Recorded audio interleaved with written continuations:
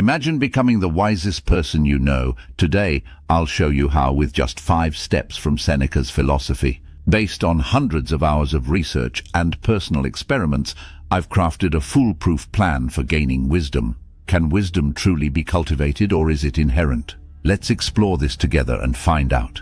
Now let's dive into the world of Seneca, a thinker whose ideas have lasted more than just a couple of lifetimes. Did you know that Seneca was not just a philosopher but also a statesman and a dramatist? He served as an advisor to the infamous Emperor Nero, navigating the treacherous waters of ancient Roman politics. This unique position allowed him to test his philosophical theories in the real world, not just theorize about them in quiet libraries. So, what's the secret sauce behind his teachings? Seneca was a Stoic, yes, but not the unfeeling, cold type you might imagine. Stoicism, as Seneca taught it, is about mastering your emotions, not just suppressing them. It's about using reason to navigate life's ups and downs and maintaining a clear mind no matter what happens. This philosophy isn't just ancient history, it's used by many today to enhance their personal development, boost their career success, and enrich their relationships. Think about it. Wouldn't it be powerful to stay calm under pressure, the way a seasoned CEO might during a stock market crash? Now, let's unpack something intriguing. No man was ever wise by chance, Seneca once said.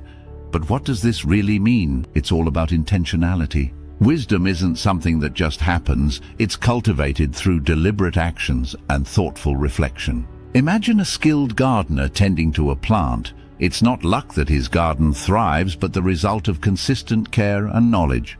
But here's a question that might stump you. How much of Seneca's philosophy was shaped by the time he lived in? Rome wasn't just an empire of roads and ruins. It was a melting pot of ideas, a place where philosophies collided and merged. Seneca's ideas were influenced by this vibrant cultural exchange, giving him perspectives that were as radical then as they are profound now. So, as we talk about becoming wise, think about this. If wisdom can be cultivated, how does the world we live in today affect our ability to grow wiser?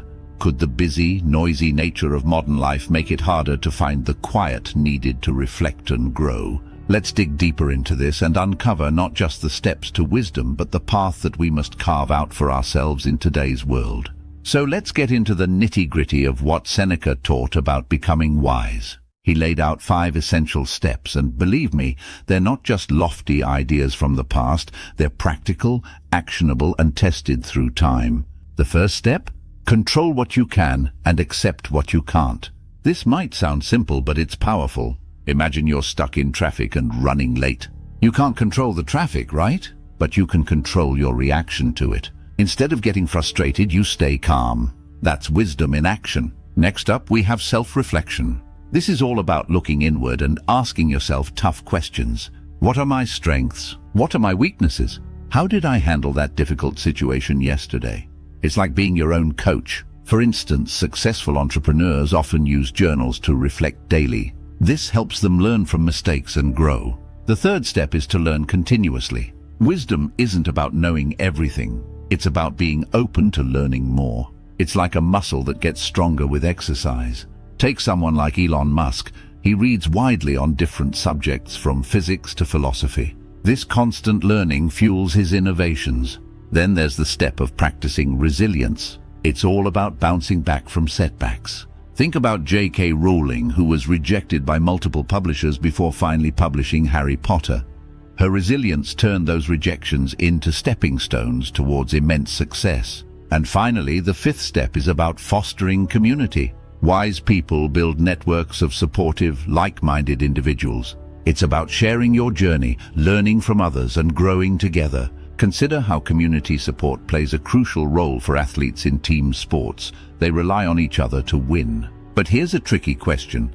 How can we be sure that these steps are really effective? Are they just philosophical ideas, or is there solid science behind them? Well, studies in modern psychology support these steps, showing that habits like reflection and continuous learning can significantly boost our cognitive abilities and emotional resilience. Isn't it fascinating how ancient wisdom aligns with what we're discovering in science today? So as we look at these steps, think about which ones you're already using in your life. What could you start doing differently today to walk this path of wisdom Seneca outlined? Let's keep exploring and see how you can apply these timeless strategies to navigate the complexities of modern life.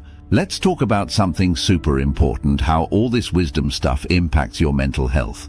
It's pretty incredible. Research shows that practices like mindfulness and self-reflection, both big parts of Stoicism, can actually lower stress and make you happier. Imagine being able to shrug off the small stuff that used to drive you nuts. That's what these practices can do. A study published in the Journal of Cognitive Psychotherapy found that people who engage in regular self-reflection have significantly lower anxiety and improved emotional well-being. But here's a twist for you.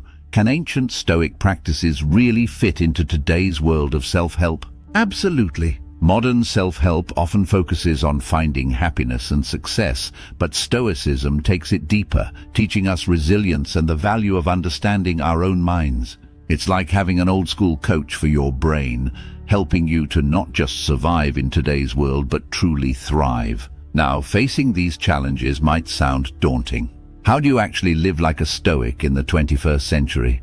It's not just about reading philosophy, it's about living it. Many people worry they won't have the time or the strength to make these changes. But remember, it's about small steps. You don't climb a mountain in one giant leap, right? And finally, let's wrap up with some really practical stuff. What if you started applying just one of Seneca's steps today? What if you took just 5 minutes each day to reflect on your actions? Small changes can lead to big results. This isn't just about becoming wiser. It's about leading a happier, more fulfilled life. By the way, if you're curious about how to apply Heraclitus's philosophy to your everyday decisions to shape a better future for yourself, why not explore further? In our next video, we delve into practical strategies that can help you align your daily choices with the life you want to lead. Make sure to click and watch how your everyday decisions can truly define who you become. So what do you think? Are you ready to try out these steps and see the changes for yourself? Remember, the path to wisdom isn't a sprint. It's more like a marathon, with each step building on the last. Let's take this journey together, step by step, and transform not just our minds but our lives.